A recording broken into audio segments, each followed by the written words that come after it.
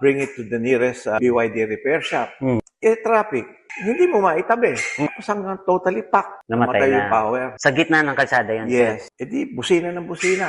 Hindi naman kami makababa dahil pag nawala pa lang baterya nun, maglalak lahat. Ang sabi niya, hindi raw nagbubukas kapag patay. Kumbaga nag-shutdown.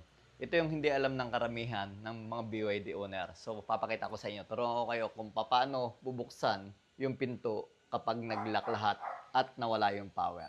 Tara. So, ito yung door lock niya. Ilalak natin. Ayan.